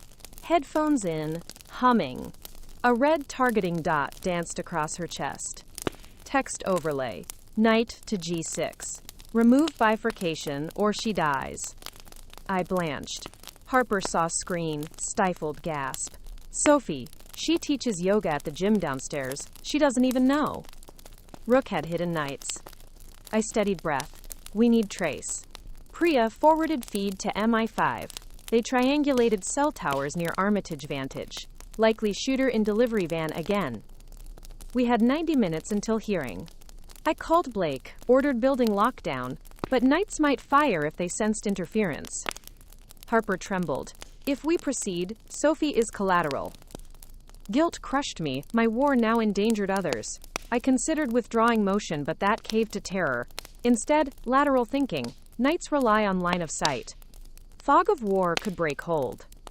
Priya proposed deploying live steamer trucks to Flood Street, with dense theatrical fog. Ventilation for film sets. Within minutes, Blake arranged rental. MI5, disguised as city utility, would position canisters near vantage blocks. We texted Rook number. Proceeding cancelled. Proof within hour. Delay tactic. They accepted. Time 60 minutes. Clock 12:24. Fog plan to deploy 12:40. Obscure windows for 10 minutes. Allow extraction teams to pull Sophie inside. I briefed Harper. She hugged me, whispers, "Thank you." 12:37 we watched CCTV, vans parked, technicians unspooled hoses. 12:40 jets hissed. Milk-white fog rolled over pavement, swallowing taxis. The dot vanished from Sophie's chest as line of sight broke. Operators in neon vests guided civilians indoors. Within 2 minutes, MI5 grabbed suspected van. 2 men surrendered. Rifle with laser sight confiscated. Sophie, bewildered, escorted to safe floor. My phone lit. Clever. Queen will play now. Unknown ID again. A queen? New piece. No time. Hearing resumed at 1400. Court packed. Crow looked paler but poised. Before proceedings, bailiffs entered. Arrest warrant for Celeste executed mid-gallery. Crow objected. Langford cited contempt earlier. Celeste removed. I opened by submitting ledger photographs of Orchid. Crow rose but voice trembled. He attempted to introduce alternate ledger, but Priya's forensic report already filed showed doctored entries. Langford admitted mine, dismissed his. Damon's face reddened. 2 hours of examination later, Langford rendered verdict. 100% of marital debt to Damon, 70% of residual assets, including Haverhall property to me, immediate lien on Damon's future earnings to repay creditors, and legal costs payable by Damon. Gavel fell 1622. Court erupted in whispers. Damon slumped, eyes hollow. I packed quietly. Damon stumbled toward me. You destroyed me, Callie. I met his gaze. Sadness genuine. You chose the board. I just learned to play. Crow approached. His calm facade cracked into icy snarl. Checks are temporary. Pieces return next game. He brushed past. Outside courthouse, reporters cascaded again. I delivered concise statement. Justice has begun its work. No more. Evening amber painted facades as Harper and I exited side door. My phone buzzed. Unknown ID again. I almost ignored but answered. A woman's voice purred with cultured transatlantic lilt. Ms. Hawthorne, splendid performance.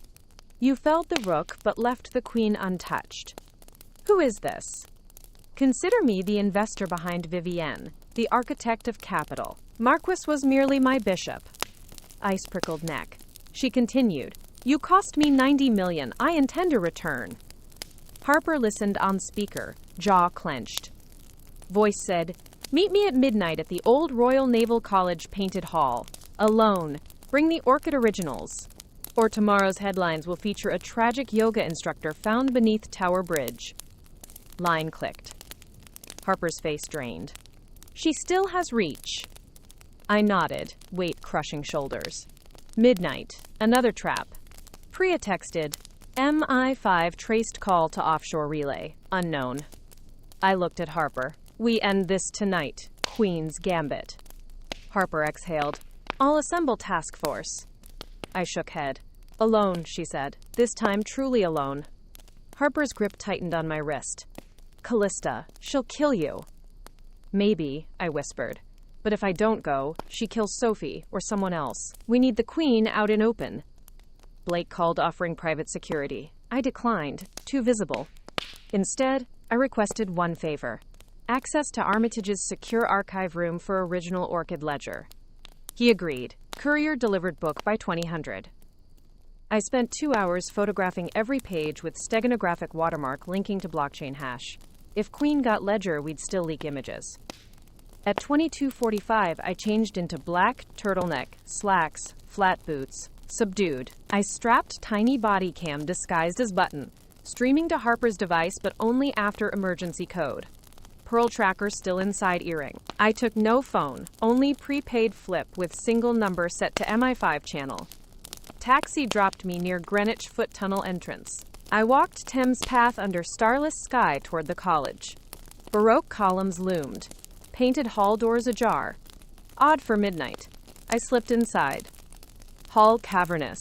Murals of kings and gods swirling above. At center stood a chessboard table. Life-size marble pieces arranged mid-game. Queen's piece marble white. King toppled. A single spotlight illuminated tableau. A figure stepped from shadows. Woman draped in ivory trench coat, face partially veiled with lace fascinator. Red lipstick curved in amused arc. Ms. Hawthorne. I am Genevieve LaSalle. Her accent blended Swiss crispness with Oxbridge vowels. Shall we play?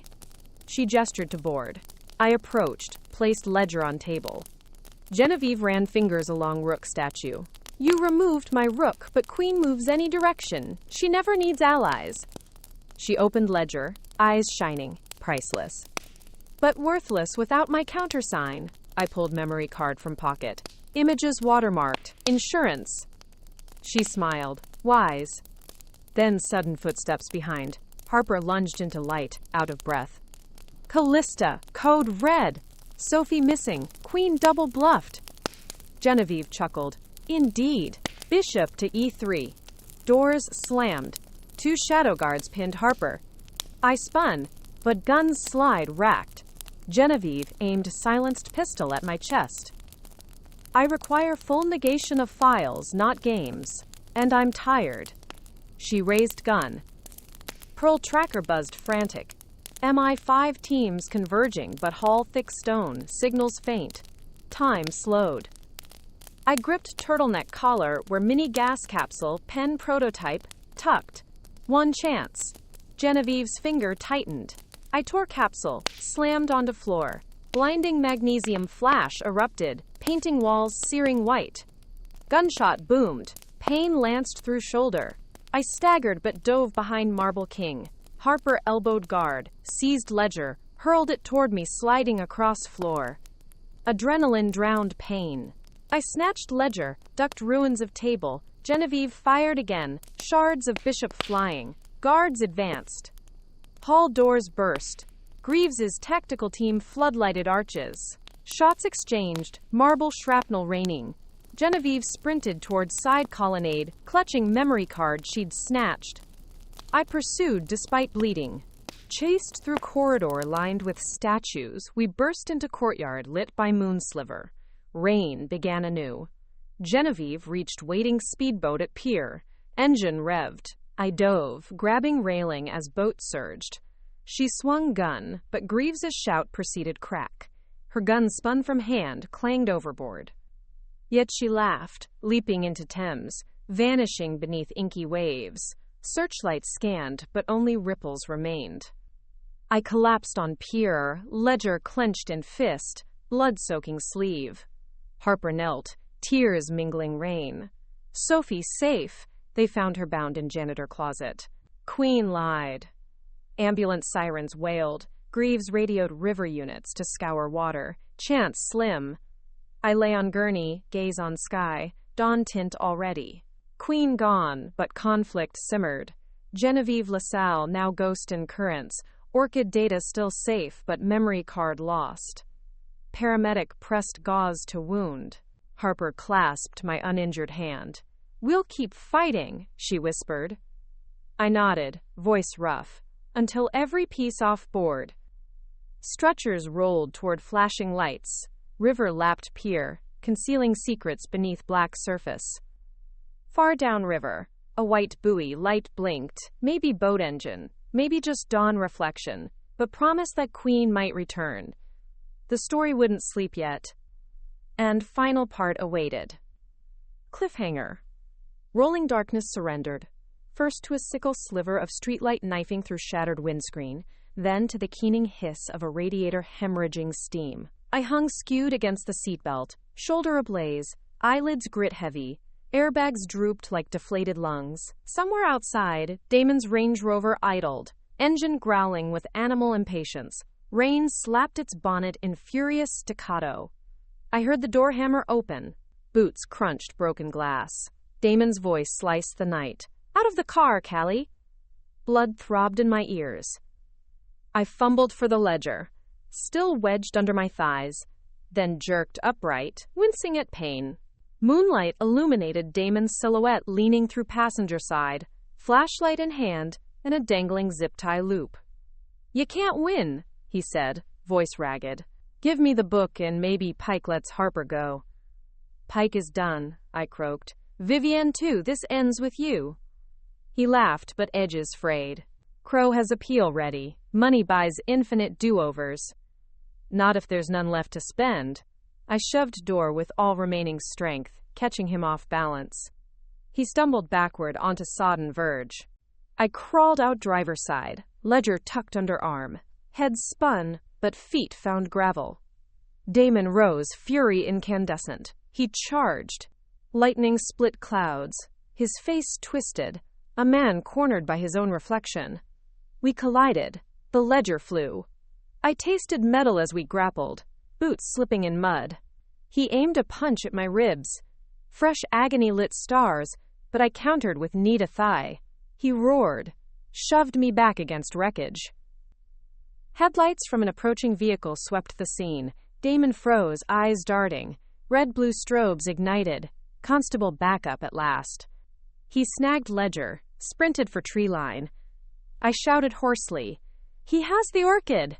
Black shapes, 2 officers, gave chase. I slumped, heart jackhammering.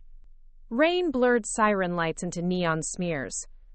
Minutes melted until Constable Dyer returned, Ledger held high. Got it. Suspect fled south. Dogs in pursuit. Relief flooded, legs buckled. EMTs loaded me onto stretcher yet again. This time, I didn't fight. Asterisk. St. Thomas's ICU smelled of antiseptic and stale coffee. I woke midday, arm swathed, shoulder stitched. Harper sat bedside, eyes rimmed red but shining when I blinked. "Sophie's safe," she whispered. "And we have the Queen's bag of tricks." MI5 dredged Vivienne's speedboat, found duplicates of orchid, plus USB with investor roster. I croaked, "Genevieve?" "Search nets on every port." "She hasn't surfaced." Harper squeezed my hand. "But you're alive, Callista. That's the miracle." Miracle tasted like morphine haze, but I forced focus. Final war not yet won until Genevieve neutralized. Priya entered with Blake. "Big news. Crow disbarred this morning. Cell records linked him to Genevieve." She produced tablet. Headlines blared, asterisk, "Divorce barrister indicted in syndicate scandal." Damon's last fortress fallen. Blake added, "Langford fast-tracked sentencing hearing. Damon's bail revoked after assault and attempted murder charges." My lungs loosened. Months of siege, culminating here. But a shadow lingered. A queen-shaped void beneath Thames. Asterisk. 3 weeks later. April sunlight glittered on Old Bailey stone as I stepped from black cab, sling conspicuously absent. Physio cleared me. Cameramen kept polite distance since Armitage's firm PR guidelines. Harper awaited on courthouse steps, lavender blouse catching breeze. She greeted with side hug mindful of ribs. Inside, sentencing hearing, ticked like clock mainspring. Damon, in prison grays, stood gaunt before Judge Langford. His eyes found mine, rage replaced by something hollower, a vacuum where pride once burned. Langford's voice rang. For fraud, money laundering, attempted homicide, court sentences, Damon Whitaker Hawthorne to 24 years, minus time served, with restitution of £58 million. Gavel thundered. Damon sagged, cuffed wrists trembling. As guards let him out, he mouthed words I could not read. Apology. Curse. Then he was gone, footsteps swallowed by judicial stone. Harper exhaled shakily. "It's over." "Almost," I said. Asterisk. June. A dawn fog wrapped Tower Bridge cables when MI5 liaison Greaves called. Body recovered downstream basin. Dental records matched Genevieve LaSalle. My chest thrummed with conflicting relief and sorrow. Some battles end off-screen, water erasing footprints of masterminds. Funeral rains yielded summer's first clear morning when Blake announced unanimous partner vote. My position as full equity partner and global director of compliance ratified. Applause echoed wood-paneled hall. Harper's eyes gleamed with pride. We celebrated on rooftop terrace, skyline blazing amber. Harper raised flute. To rebuilding without shadows. I clinked. And to friends who never stop burning brighter. Asterisk. Autumn. Restitution Trust established in victims' names. First scholarships awarded to law students from underrepresented boroughs. Nathan keynoted inaugural ceremony, quoting Wilde, "Every saint has a past, every sinner a future." Afterward, he hugged me. "Bro, you became the defender you admired." Tears blurred stage lights. Couldn't have without a brother worth fighting for. Asterisk Dave. Winter's Eve. Harper and I strolled South Bank Christmas Market. River lights shimmering. She nudged me. "Rumor says King's College wants adjunct professor to lecture on forensic compliance." I smiled into icy breeze. Might be time to stop fighting fires and start teaching prevention. A street violinist played Claire de Lune. We paused, letting soft notes mend frayed edges of memories. Snowflakes fluttered, dissolving on knit gloves. She whispered, "Do you regret anything?" I breathed white plume. Regret keeps us human, but perseverance keeps us alive. Across river, Gherkin Tower glowed. I pictured chessboard of ghosts. Rook toppled, queen drowned, king imprisoned. Only pawns, everyday people, moved forward now, forging new games free of tyranny. I reached for Harper's mittened hand. "Ready for next chapter?" Quote. Her grin lit winter dusk. "Always." We walked on, laughter mingling with carols and carousel bells, past a newsstand headlining our story's final epilogue. Hawthorne reforms, largest compliance overhaul in city history. I folded paper under arm, heart unclenching. Clouds parted, moon casting silver path on Thames, promise of calmer tides. And as we turned toward warmth of twinkling stalls, I felt a weight lift. Heavy ledger repositioned into blueprint for justice, partnership, and second chances. Because some stories don't end with victory or defeat, but with the quiet certainty that tomorrow's battles will be met side by side, and that every queen, no matter how elusive, can be outplayed when truth and courage hold the board. 2 more great stories are next. Don't miss them. Subscribe and turn on notifications.